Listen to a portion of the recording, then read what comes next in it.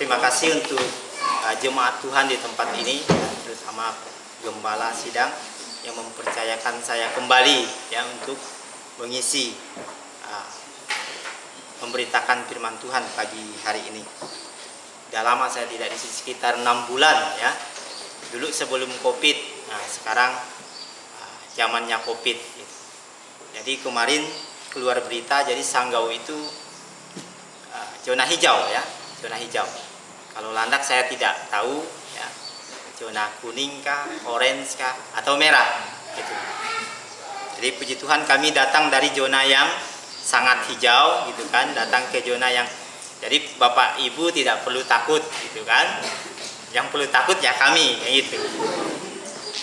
Ya pagi-pagi kami sudah berangkat ya, karena saya bilang pada istri kita harus berangkat semua hari ini karena saya tidak pernah bawa mereka pelayanan ke sini.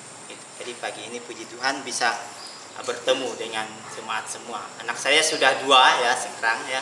Kalau dulu 1, sekarang 2000 setahun itu 1 anak ya. Jadi 2018 1, 2019 1. 2020 karena dilarang jangan dulu gitu kan. Ya udah kita tunda dulu 2020. Sebaiknya kita berdoa dulu ya. Mari kita berdoa. Bapa di dalam kerajaan surga, kami bersyukur ya Tuhan buat anugerah dan pimpinan kasih Tuhan di dalam kehidupan kami. Hingga detik ini kami boleh diberikan kesehatan, kekuatan untuk kami bisa datang di tempat ini, untuk kami memuji dan memuliakan nama-Mu ya Tuhan.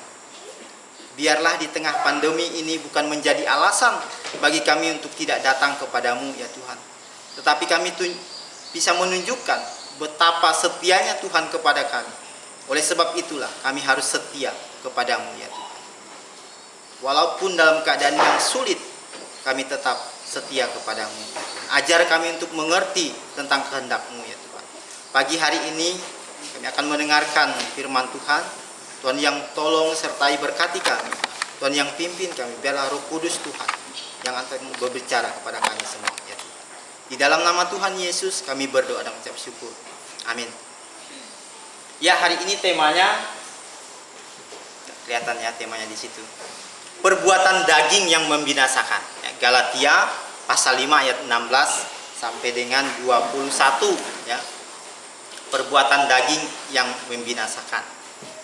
Kalau kita berbicara tentang perbuatan ya, pasti kita ingat tindakan, aksi ya, langkah atau kegiatan yang kita lakukan itu perbuatan ya.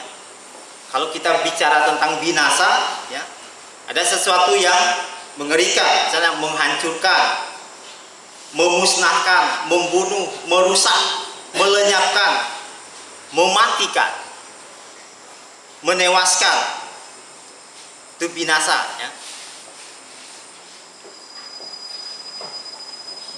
Ada satu kisah ya di kampung saya, tidak pernah terjadi ya selama saya ada di sana.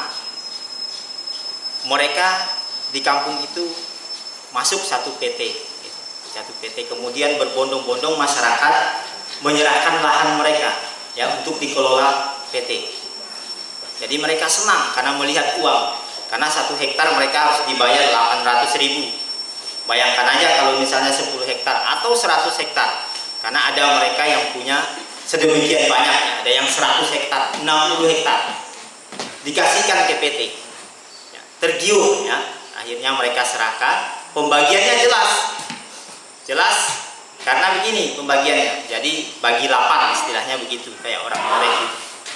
Jadi yang punya masyarakatnya 2, yang punya PT-nya 8. Ya. Jadi senanglah mereka tanpa bekerja nanti akan mendapat uang gitu. Jadi mereka serahkan, banyak diserahkan gitu. Dan akhirnya ya, ketika PT ini berkembang besar, kemudian berhasil dan produksi sekarang ya, ternyata tidak seperti yang mereka inginkan. Kenapa? Karena ternyata pembagian itu tidak sesuai. Dalam 3 bulan mereka hanya dapat 50.000, 70.000, 80.000. 3 bulan menyerahkan 1 hektarnya cuma dikasih 30.000, 40.000 dalam waktu 3 bulan. Akhirnya marahlah mereka, ya, ada yang marah, dan mereka juga tidak bisa berbuat banyak. Kenapa? Karena mereka sudah perjanjian dengan PT, sudah tanda tangan, ya, kayak materai lagi. Gitu. Nah, ada satu orang, ya, dia bilang saya akan tarik tanah saya. Gitu. Jadi orang di kampung ini tidak boleh lagi panen, ya, di lahan yang saya serahkan ini. Saya mau tarik ini sekarang. Ternyata, ya, lahan ini sering dicuri masyarakat di situ juga, ya. Karena akhirnya masyarakat karena pembagiannya tidak sesuai, mereka curi. Ya. Nah, lahan orang ini juga yang mau ditarik itu dicuri terus. Ya. Waktu dia mau panen, ya, karena udah dipagarnya PT juga tidak bisa berbuat apa-apa lagi. Ya. Akhirnya dia marah. Ya. Kemudian dia bilang sama istrinya, kalau ada orang yang mencuri sawit kita itu, saya akan bunuh dia. Istrinya kaget. Nah, satu malam, ya, dia lihat sawitnya hilang-hilang terus, marahlah dia, dan sangat marah. Dia bilang sama istri, malam ini saya akan intai orang itu, dan saya akan bunuh dia kalau ketemu. Dia bilang sama istrinya, kalau tidak dia yang mati, saya mati. Saking dia kesalnya. Akhirnya pergi dia. Pergi, ketemu dengan orang yang nyuri ternyata. Nah, di situ dia bertarung lah istilahnya seperti itu. Ya. Karena anak ini anak muda yang masih kuat, anak muda ini ambil dodosnya, dia anokkan ke lehernya. Malam hari, tidak ada orang yang tahu. Ya. Matilah orang karena keserakahan. Nah, hari ini kita belajar tentang keserakahan hidup, ya, perbuatan daging yang membinasakan. Ya. Di kisah perjanjian lama juga ada satu raja, ya, Ahasweros, raja terkenal, punya banyak daerah kekuasaan. Suatu ketika karena dia merasa sangat udah kaya, jadi dia undang teman-temannya untuk berpesta pora. Berpesta pora, melakukan minum-minum apa segala macam, ya. Jadi senanglah orang diundang gitu. Kalau di tempat kami melayani itu, kalau ada pesta itu, ramai. Walaupun zaman Covid sekarang ini, ya, apalagi zonanya hijau, sangat ramai. Orang meninggal pun begitu, ya, sampai hari ke-7 itu ramai, nyanyi-nyanyi apa segala macam, gitu. Nah, si raja ini melakukan menjamu kawan-kawannya untuk berpesta pora. Nah, akhir daripada perjamuannya ini, gitu, minum-minuman apa segala macam, dia suruh dayang-dayang untuk panggil tuh si istri saya, Ratu Wasti, panggil. Dia suruh istrinya menari. Ya. Menari bukan hanya menari, kalau menari mungkin senang istrinya gitu. Tapi dimintanya untuk memperlihatkan kecantikannya. Dalam bahasa aslinya seperti apa? Telanjang. Disuruh istrinya telanjang. Ini raja yang luar biasa gitu. Tidak mau istrinya. Akhirnya dia sangat marah. Kemarahannya menyebabkan Ratu Wasti akhirnya disingkatkan. Ya. Masuklah Ester. Itu perbuatan yang sangat keji, ya. Nah, kalau kita membaca di dalam pasal 5 ayatnya yang ke-16, coba kita perhatikan dalam kitab kita. Paulus bilang gini kepada jemaat Galatia, maksudku ialah hiduplah oleh roh, maka kamu tidak akan menuruti keinginan daging. Sebab keinginan daging berlawanan dengan keinginan roh, dan keinginan roh berlawanan dengan keinginan daging, karena keduanya bertentangan, sehingga kamu setiap kali tidak melakukan apa yang kamu kehendaki. Akan tetapi jika kamu memberi dirimu dipimpin oleh roh, maka kamu tidak hidup di dalam hukum Taurat. Perbuatan daging telah nyata, yaitu percabulan, kecemaran, hawa nafsu, penyembahan berhala, sihir, perseteruan, perselisihan, iri hati, amarah, kepentingan diri sendiri, pencitraan, roh pemecah, kedengkian, kemabukan, pesta pora dan sebagainya. Terhadap semuanya itu kuperingatkan kepada kamu seperti yang kubuat dahulu, bahwa barang siapa melakukan hal-hal yang demikian, ia tidak dapat mendapat bagian dalam kerajaan.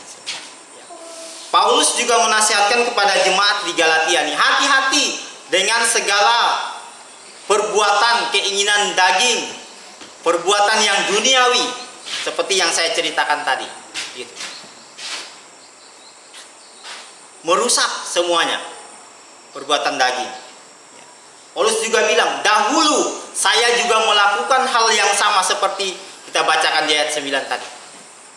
Kemarahan, ya. Paulus gila, ya, lebih gila daripada mungkin orang jahat sebelumnya. Ya. Dia menganiaya jemaat. Ya. Seberapalah orang yang demo sekarang, gitu kan? Paulus lebih kencang jahatnya dulu. Tetapi itulah diperingatkan kepada jemaat di Galatia ini, karena jemaat di Galatia ini juga orangnya keras, ya. Orangnya keras, tidak berpendirian tetap, ya, tidak teguh, tidak setia. Orang Galatia dibawa ke sini oke, bawa ke sana juga oke. Orang di Galatia. Ada ajaran baru ikut, ya. Kan organisasi baru gitu kan. Tapi ajaran baru ikut juga. Salah lagi. Nah, itulah Paulus peringatkan. Dahulu juga saya sama seperti kalian, melakukan hal yang sama. Hal duniawi.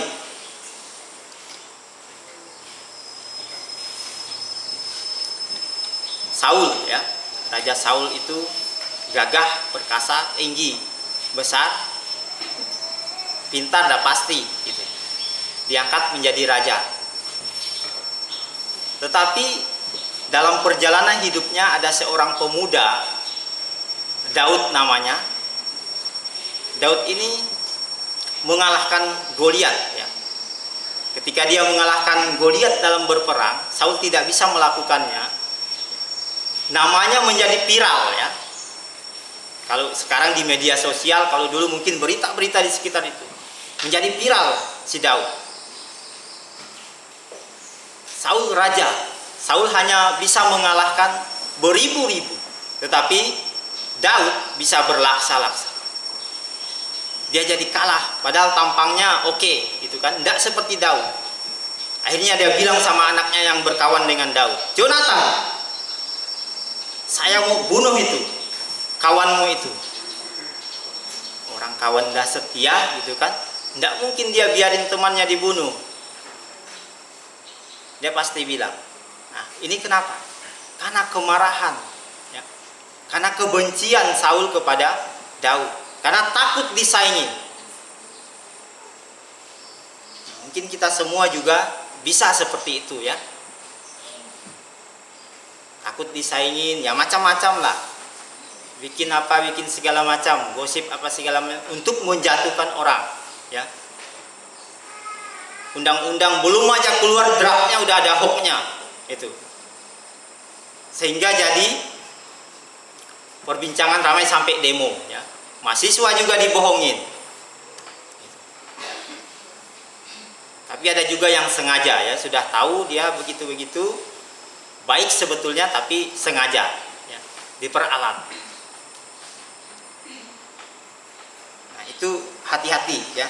Itu bahayanya kita, ya. Dalam kemarahan kita bisa saja berbuat seperti itu, ya. Menyimpan kemarahan, bisa saja mau bunuh orang apa segala macam, seperti Raja Saul, ya. Dengan iri hatinya dia mau membunuh Raja Daud. Nah, kisah itu dari perjanjian lama, perjanjian baru gitu. Gereja-gereja sekarang pun sama, ya. Satu pendeta tahun 2015, ya, di Singapura. Ada satu pendeta yang memakai uang gereja untuk kepentingan istrinya. Berapa miliar?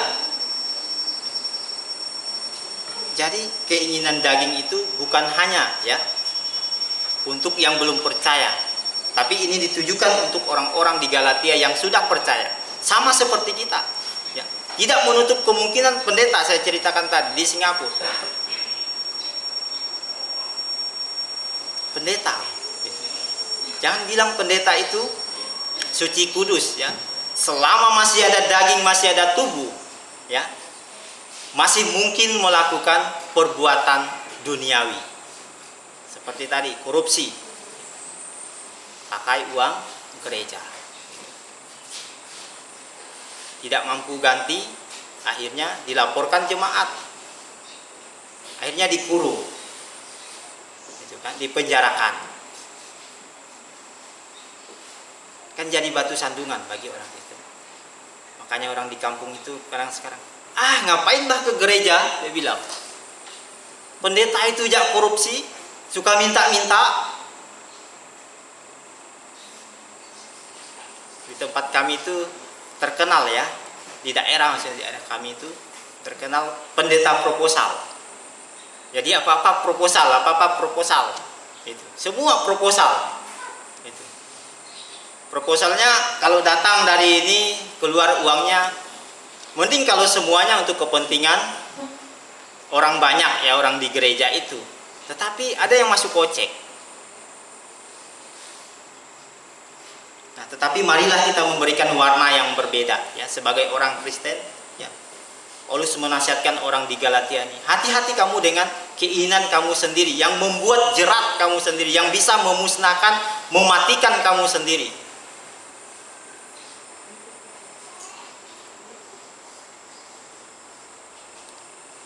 Dua tahun lalu saya beli tanah di depan sana kan. Beli tanah, ternyata tanah itu tidak jelas ya. Saya beli dengan keluarga. Katanya sih oke, ini kamu bisa bikin rumah di situ. Lalu sekarang ya bermasalah. Ternyata keluar sertifikatnya atas nama orang lain gitu. Dan orang ini juga tidak mempermasalahkan sebetulnya ya, tetapi dia serahkan sama menantunya. Udahlah ini atas nama bapak, udah saya serahkan ke kamu. Kalau kamu mampu urus nih. Datang dia, karena dia juga orang pintar, orang gereja juga, ya, melayani di gereja juga. Tanahnya ceritanya punya neneknya, punya kakek istrinya, punya nenek mereka. Jadi dikasihlah bapaknya, ya, dikasih bapaknya ini. Tapi waktu itu kakeknya ini sakit, ya, kemudian disuruh jual. Pak tuanya yang jual, dijual pak tuanya. Kemudian saya sudah orang keberapa gitu, karena saya minta dengan keluarga dengan harga yang sangat murah. Gitu. Keluar sertifikatnya ternyata atas nama mertua orang ini. Gitu. Dan dia datang, ya. Orang tua siswa kita yang ada di sini, yang udah punya rumah, mau digusurnya. Ini orang gereja. Kakeknya akhirnya dituntut, ya, dituntut 150 juta. Kakeknya angkat tangan, minta bantu kepada kami, ya, yang beli tanah ini. Udahlah, kalau kalian mau tanah itu, bantu saya untuk menyelesaikannya. Sampai mohon-mohon kakeknya kepada dia. Kalau orang udah serakah, luar biasa, ya. Sampai mohon-mohon 150 juta dia mau tuntut kakeknya yang udah tua, ya. Kakek dari istrinya lagi. Kalau punya dia enggak apa-apa lagi tuh. Itu punya istrinya lagi, ke istrinya. Akhirnya tawar-menawar sampai ke 50 juta dia juga tidak mau, ya. Akhirnya ke 30 juta. Karena kami bertiga akhirnya bagi, ya, 30 juta. Saya dapat 10 juta. Ya. Tapi ada kawan lagi yang beli, ya, dia dapat 6 juta, ya, 6 juta lebih, dan saya 3 juta lebih. Karena saya tidak mampu balikin, ya udah saya balikin tanahnya gitu. Saya cari-cari orang, udahlah kalau 4 juta saya bayar, saya jual 4 juta 500 misalnya begitu. Tidak ada juga orang yang mau gitu. Padahal itu tinggal ngurus ya sertifikat, tinggal balik nama gitu. Nah, tetapi dalam hal ini, ya, saya mau cerita, anak-anak Tuhan pun, ya, ada yang hidupnya serakah. Walaupun tidak semua, tetapi keinginan daging, keinginan duniawi itu sangat merajalela, ya. Iblis pakai kita, orang-orang gereja, untuk dijatuhkan. Orang yang melayani di gereja, ya, ternyata orang ini juga dia korupsi, ya, uang CU besar jumlahnya. Orang gereja yang pernah melayani sebagai hamba Tuhan. Ini sesuatu yang sangat luar biasa, ya. Perbuatan daging yang membinasakan, ya, kalau kita baca ayat 9, ya, kita membaca ayat 19, perbuatan daging telah nyata, yaitu percabulan, kecemaran hawa nafsu, penyembahan berhala, sihir, perseteruan, perselisihan, iri hati, amarah, kepentingan diri sendiri, pencinderaan, roh pemecah, kedengkian, kemabukan, pesta pora, dan sebagainya. Bisa saja kita lakukan, ya. Tapi seperti apa kita supaya terhindar dari jerat tersebut? Supaya kita terhindar dari perbuatan-perbuatan tersebut. Ini adalah yang dimaksudkan perbuatan daging. Saya di kampung itu merasa sendiri. Kenapa? Karena beberapa keluarga saya masih melakukan penyembahan berhala. Ya. Masih berdukun, iya, gitu. Jadi kalau saya di kampung, pokoknya kalian terserah, saya tidak mau, gitu. Jadi mereka merasa, udah sombong, baru jadi orang Kristen, gitu. Mereka sih dah tahu saya Kristen, cuma baru jadi pendeta. Kalau gitu, udah susah kita ngomongnya, gitu. Udah enggak apa-apa, kalian terserahlah. Kalau mau ikut saya ya ikut Tuhan Yesus, gitu. Tapi kalau enggak mau enggak apa-apa juga. Saya bilang gitu ke mereka. Dan mereka mulai pelan-pelan mulai mengerti, gitu. Kenapa? Ya kita tidak ikut seperti itu lagi. Susah sekali, ya. Kalau di Kolose jelas, ya, bagaimana kita supaya terhindar, ya, supaya memusnahkan. Kita buka Kolose pasal 3, ya. Paulus luar biasa menjelaskan hal ini. Di 3 kitab dia jelaskan, ya, tentang keinginan daging, perbuatan duniawi, manusia baru, manusia lama, ya. 3 kitab persoalan yang sama, ya, tentang manusia lama. Galatia pasal 5, Efesus pasal 4, Kolose pasal 3. Sekarang kita buka Kolose pasal 3. Ayat 5 bilang gini. Karena itu matikanlah dalam dirimu segala sesuatu yang duniawi, yaitu percabulan, kenajisan hawa nafsu, nafsu jahat, dan juga keserakahan, yang sama dengan penyembahan berhala. Paulus minta kepada jemaat di Kolose, matikan. Ya.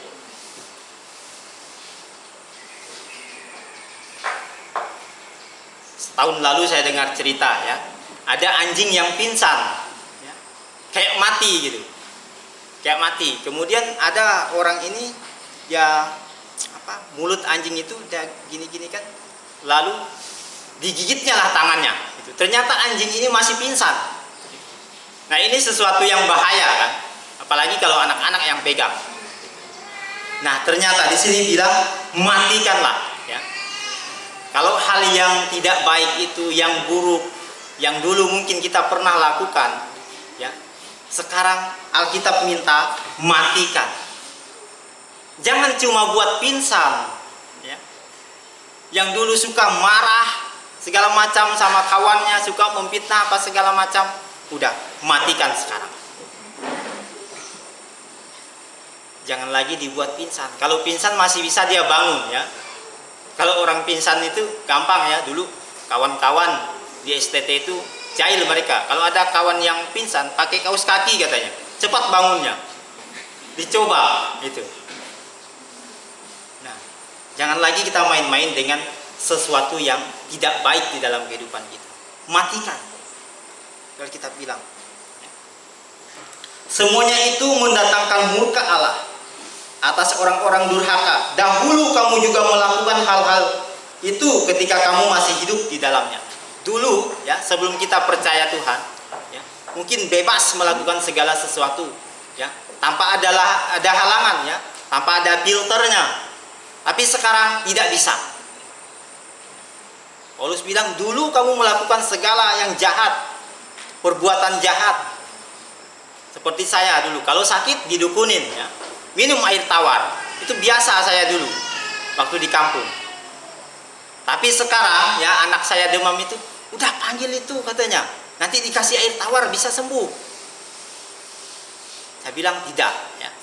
Sakit gimana pun kita tetap ke rumah sakit, biarpun bayar, biarpun ngutang, istilahnya seperti itu. Kalau ukuran sekarang, ya, kita yang sudah percaya. Jadi hati-hati ya, banyak gesekan ya, banyak gesekan di luar sana. Ya, kalau anakmu demam itulah gara-gara kamu tidak mau taat sama ini. Gara-gara tuh istrimu gini,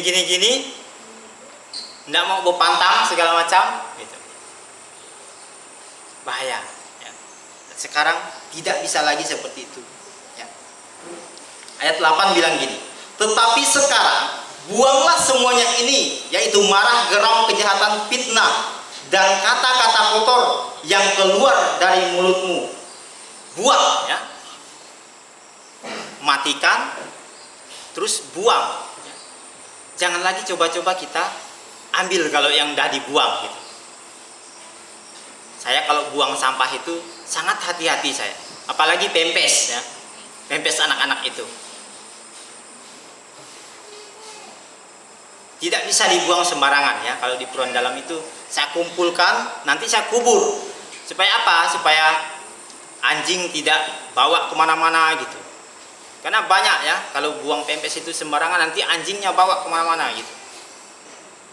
Bahkan ada yang dibawanya ke gereja. Saking ininya gitu. Makanya hati-hati saya kalau membuang barang berupa sampah itu. Benar, pempes itu bisa dibawanya kemana-mana. Nah, sekarang Alkitab bilang buanglah. Jangan coba-coba lagi kita bangkitkan, hidupkan keinginan yang duniawi. Dulunya kita suka menggosip kawan, gitu kan. Nah, sekarang dibuang. Tidak bisa cepat buangnya, pelan-pelan, ya.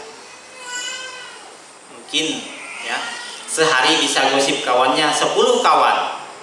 Jadi mulai sekarang kurangin jadi 8 hari ini, besok jadi 7, sampai seterusnya habis dan tidak bisa lagi. Tidak usah lagi dilakukan. Karena tidak baik ya untuk kita. Itu yang dibilang Paulus.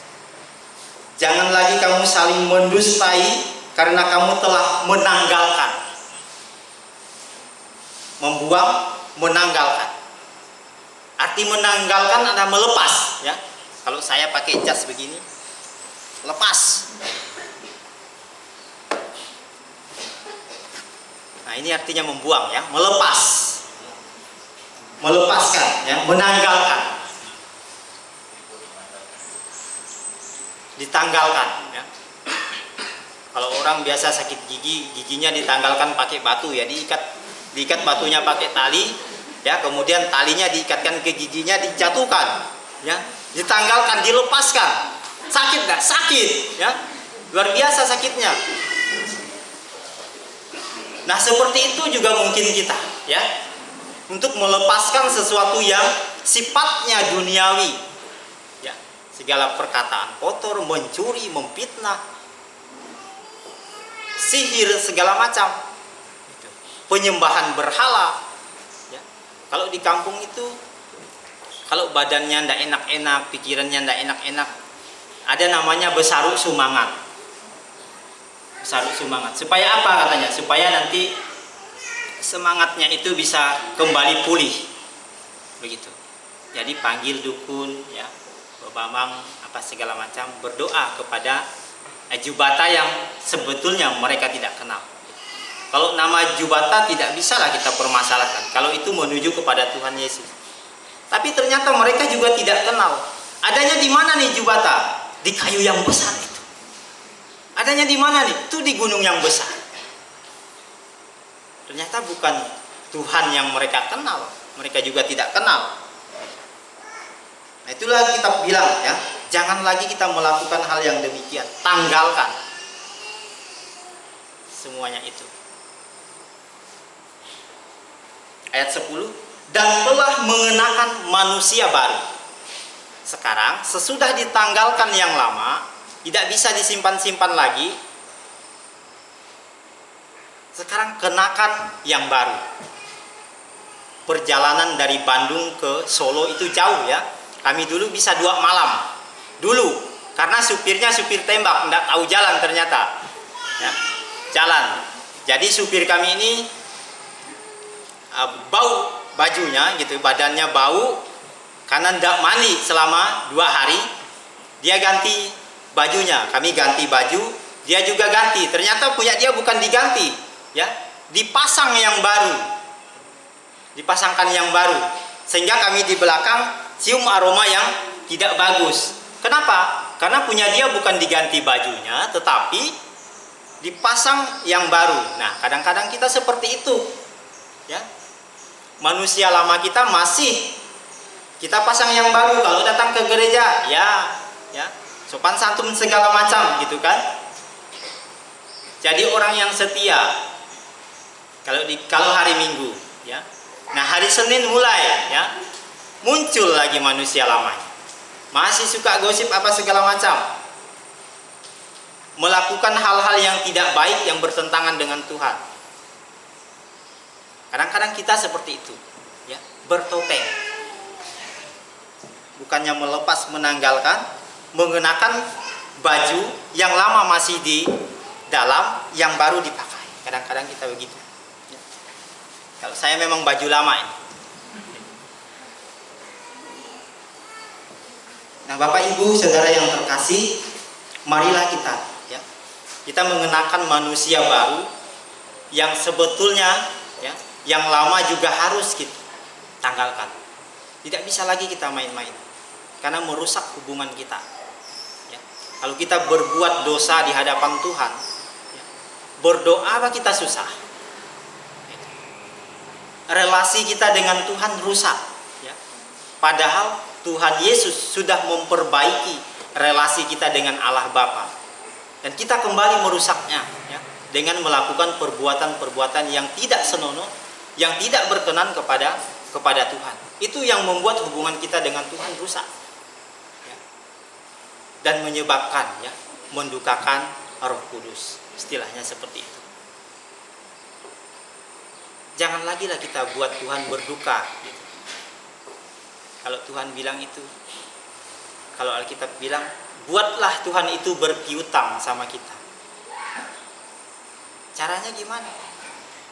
Kalau kita memperhatikan orang-orang yang tidak bisa kita kasihi, istilahnya seperti itu. Mengasihi orang-orang yang tidak patut dikasihi. Orang-orang yang tidak bisa makan, contohnya kita kasih makan. Nah, itu luar biasa. Kita mempiutangi Tuhan. Mempiutangi artinya kita jadi berhutang. Tuhan jadi berhutang sama kita. Kalau melakukan sesuatu yang jahat, hubungan kita dengan Tuhan jauh, ya. Walaupun Tuhan tidak meninggalkan kita, tetapi kita yang meninggalkan Dia. Kalau di Galatia tadi bilang gini, hiduplah oleh Roh. Ya.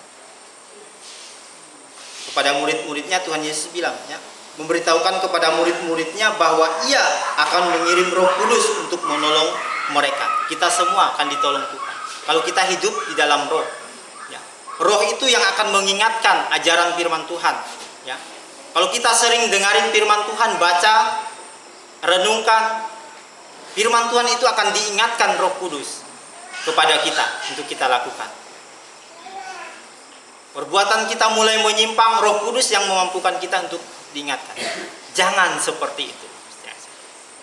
Tetapi kalau kita tidak pernah baca, tidak pernah merenungkan, tidak pernah datang ke gereja, apa yang ada yang kita dengar? Apa yang nyangkut? Apa yang mau diingatkan Roh Kudus? Ya. Sedangkan kita aja tidak pernah. Seperti itu. Sekarang orang banyak beralasan datang ke gereja karena COVID. Masuk nih musim tanam, orang itu beralasan, Pak sibuk, kenapa tidak datang ke gereja? Sibuk kami bertanam. Gitu. Tidak bisakah satu hari untuk Tuhan? Aduh Pak, nanti kalau misalnya satu hari kami tinggalkan aja, tiba-tiba datang banjir, tiba-tiba padi kami, semai kami udah tinggi, dan tidak bisa ditanam lagi. Jelek dia Pak. Oh seperti itu ya. Makanya sekarang saya gencar juga bertani gitu kan. Jadi kalau sekarang bolehlah kita dibohongin dulu sama orang gitu kan. Tapi nanti kalau kita udah praktekkan, mereka tidak bisa bohong lagi. Karena saya memang tidak tahu ya, nyemai harus berapa hari gitu, bisa ditanam gitu, tidak tahu. Ya. Kalau dicari di internet tahu ya itu yang bibit unggul. Tapi mereka alasan lagi, ini bibitnya bibit kampung Pak. Susah. Susah sekarang ya. Jadi mencari orang yang setia itu susah. Ya. Yang melupakan keinginannya itu susah ya. Ada juga yang beralasan, aduh saya kalau tidak kerja hari Minggu nih Pak, tidak bisa makan keluarga saya. Nah itulah sebabnya saya bertukang terus. Minggu pun saya tancap gas. Nah susah kita ngomong kalau masalah perut, karena kita tidak mampu juga tolong. Tapi hari ini marilah kita diingatkan Tuhan ya. Mari kita menanggalkan, mematikan manusia lama kita ya, membuang dan tanggalkan semua. Kita hidup seperti yang Tuhan inginkan, bukan yang kita inginkan, tetapi yang Tuhan inginkan. Mari kita berdoa.